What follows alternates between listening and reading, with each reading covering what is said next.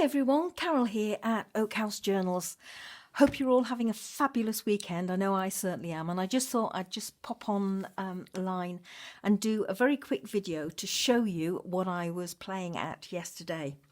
Last year, when I set to reupholster our dining room chairs, I obviously went out to choose some upholstery fabrics and I picked up some samples. And these are just some of the samples that I got from Next here in the UK. Now, these were too nice just to throw away if they weren't suitable for what I wanted to do with them. So I popped them in my fabric stash and I came across them yesterday and decided I was going to do something with them. So my first thought was, well, I could make some fabric tags because these are almost tag shape.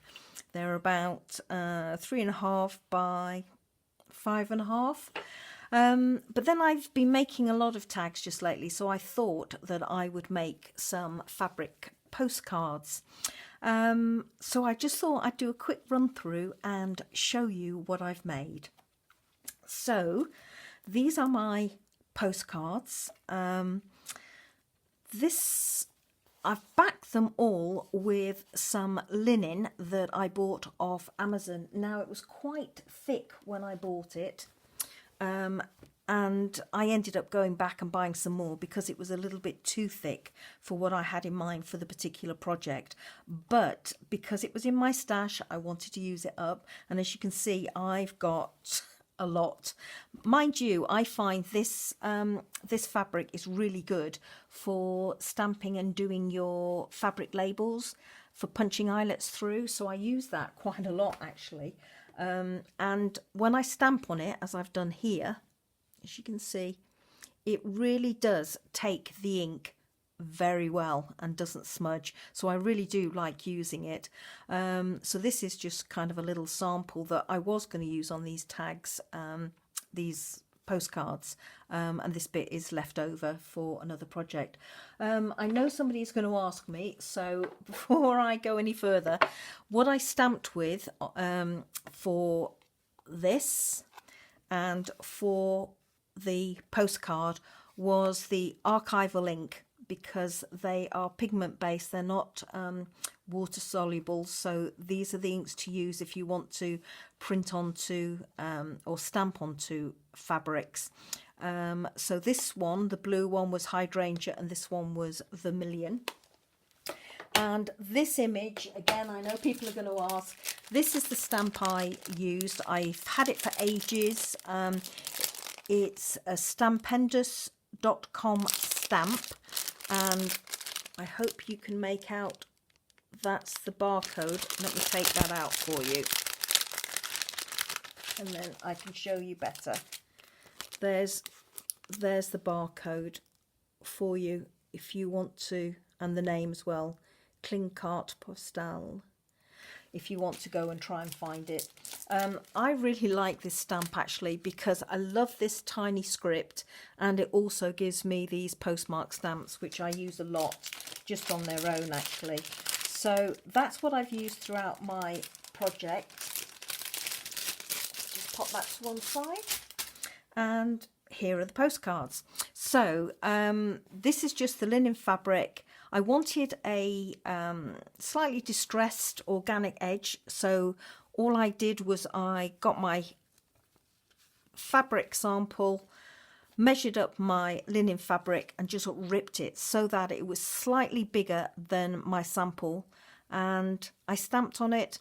This one I've used a piece of paper and printed that postage mark, and that stamp is from the Stampers Anonymous Field Notes stamp set it's part of the Tim Holtz collection, and the number of that stamp set is CMS 369 if you are interested. Loads and loads of good stamps on that one for our journals, and that's one of them. So this one I've just put a little tab of lace, a little vintage button, and then on the reverse I've done a bunny. So this is just a basic collage. I've stitched around the collage before I put it onto the fabric. trapped in a little bit of lace.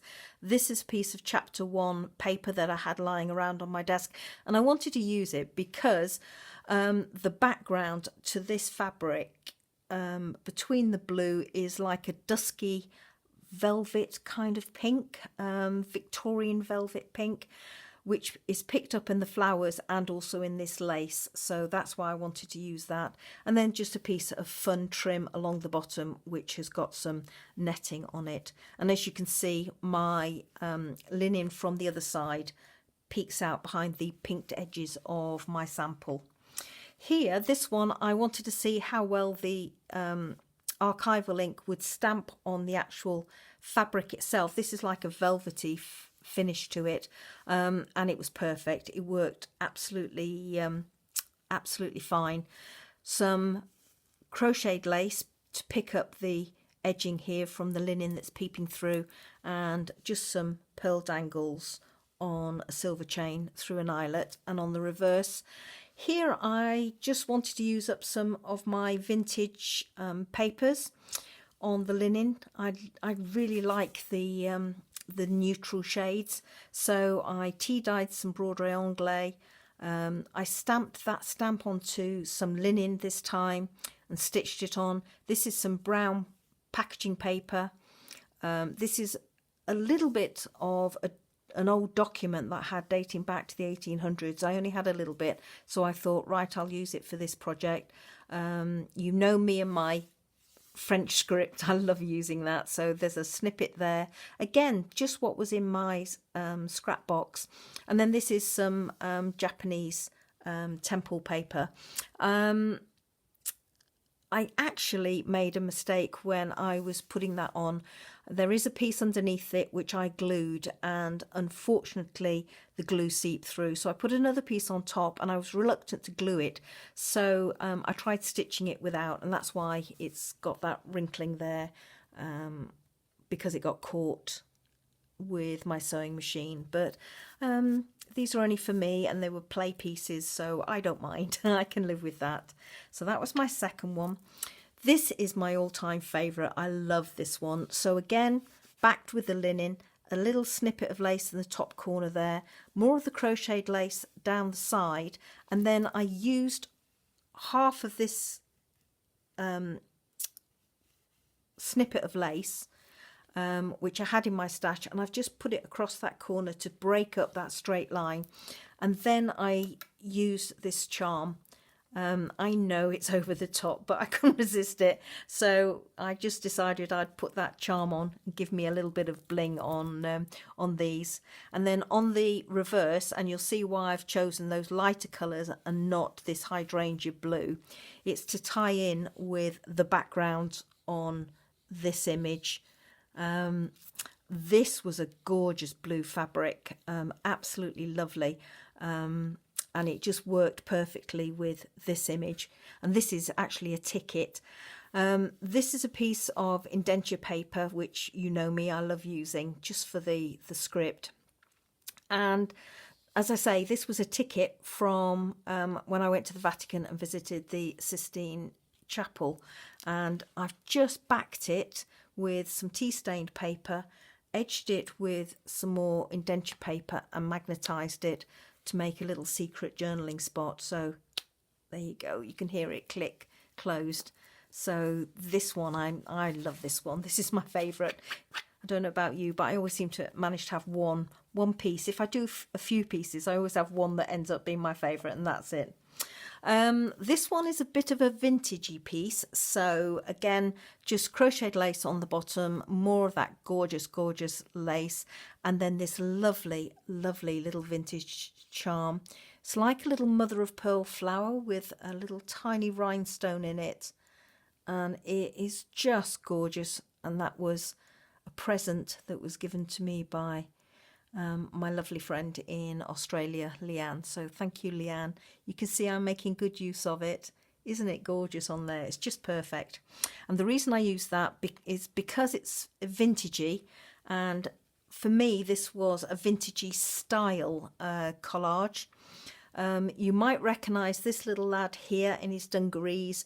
When I had a play a while back with wax, doing encaustic work on tea bags.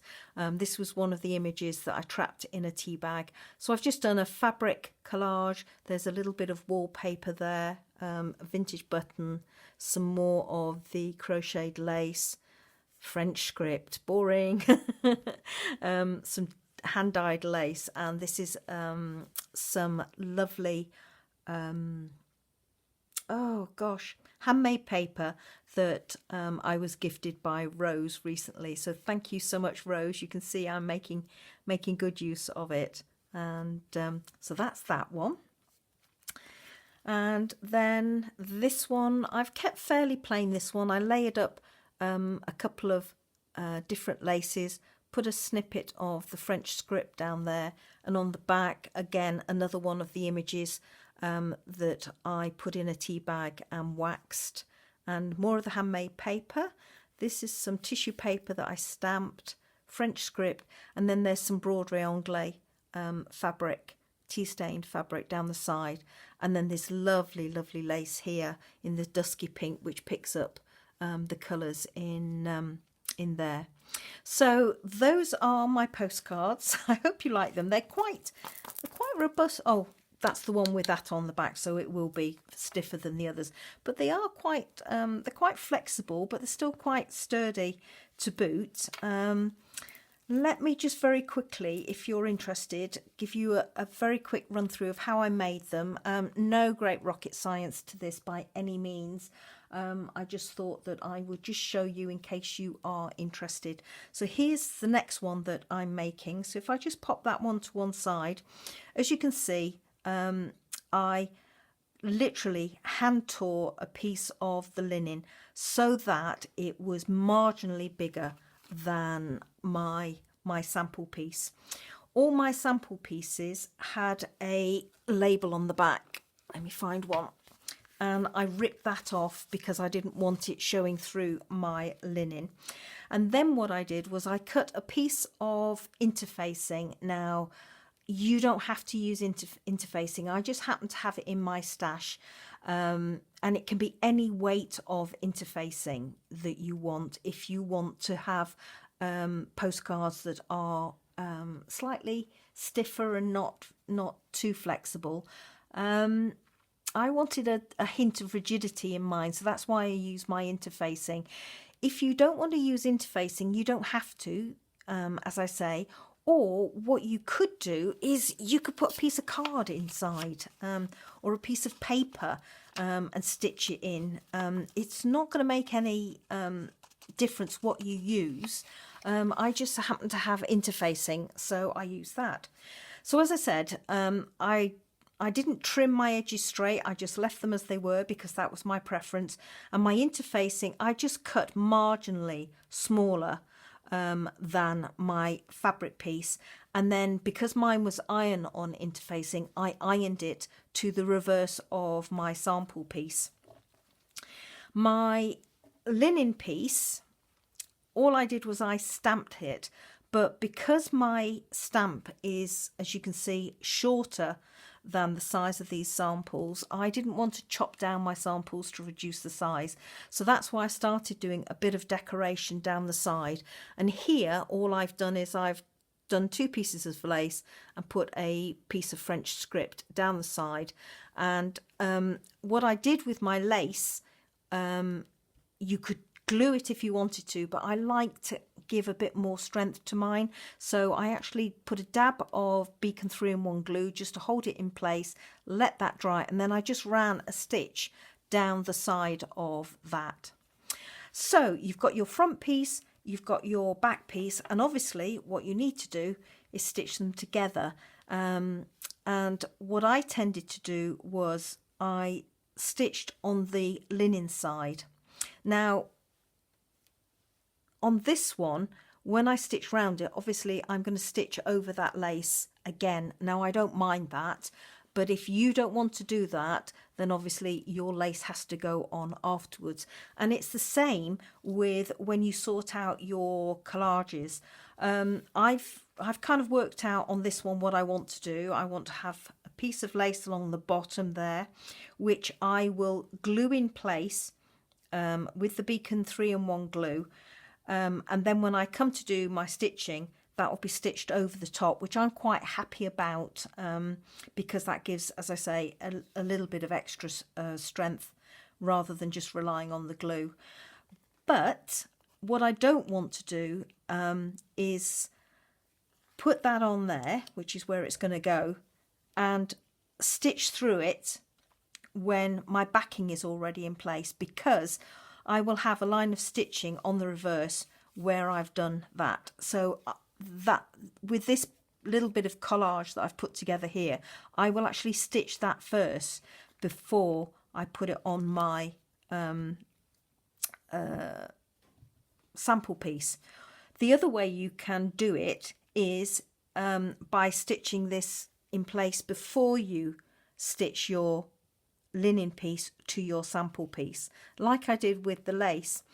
The reason I'm not doing that is because I don't want a double line of stitching over my lace here. What I've used here is just an image that I had in a book. I've backed it with, well, I haven't backed it, I've just glued to the back some of this rice paper that I had in my stash. And I've picked it because there's a hint of green there to pick up the green in the bunny's mouth. And on my sample piece, there is a line of green running through. So I wanted to pick up those colours on my sample, like so. So that will go like that. And this piece will go behind. I will glue that in place after I've stitched. So that will go like that. And then I'm using some more of this lovely dusky pink lace. And I will put a piece just on there and snip it off at the top there so that it looks like that. And if I just bring my camera down slowly, that's roughly how I want this one to look. So this piece of lace, I'm trying to pick up the colours on my bunny rabbit there, and this, my background, and obviously the green. And then when that is in place and glued and stitched, then I would stitch all the way around. So that's how that one will work. And then if I just take you back up again, this, I've got one more left here. This is what my fabric looks like when it's just stamped, and now you can see how much of a gap I've got on this side. So with this one, I did look at perhaps maybe using some broderie anglais down the side. Let me move the sample pieces out of the way. I did think about using a piece of broderie anglais down the side, but I thought that perhaps was a little bit too heavy for what I had in mind. Let me come back on screen. So what I actually decided to do with this one was I'm going to use that little piece of lace. Again, it's amazing what tiny little pieces you can use up from your stash. I don't like this edge very much, and I do like layering up my laces, so I thought that I would put that little tiny thinner crocheted lace on the top. And I quite like how this crochet lace, I'm not a great lover of the heavier laces, but I actually like how this crocheted lace is working with the heavier linen. So I'm thinking of doing that there, and again going back to the French vintage text. I think I will just put a little piece on there like so, just to kind of give a little bit of interest. Or I might actually, I might just pop it down that side with and leave it, I don't know. The jury's out on that, but that's roughly what I'm thinking about doing with that piece. Here's my sample piece, and that's my interfacing that I have just ironed onto the other side. Now I'm just this one, I'm planning to do something slightly different. I thought that what I would do with this one is I would make this so that it's not a postcard. I'm going to make it as a pocket. I'm going to stitch around this side and this side and this side, those three sides, and have the top as almost like a secret pocket. So this is the piece of vintage ephemera. This is part of an old letter dating back to 1906. So I thought that I would use that and tuck that inside. I also have another sheet of this. So what I'm going to do, I thought, would be to lay that down like so. And I've got one or two bits and bobs here from my stash that I thought I would do something along these lines to create. I thought I would do that sort of collage on the bottom there. Let me move that over. There we go. Something along these lines, so that I've got the blues marrying in with the blues here, the background script picking up the script on this, and then the neutral tones, and then I've got the blue, deeper blue of the label picking up the blue of this fabric. So I thought that I would stitch that on as a collage, but also leave a tuck spot so that I can have a second pocket there. So that's what I'm planning to do. Because I've got a hint of red there, I might, I don't know, use that on there. I think, no, too much.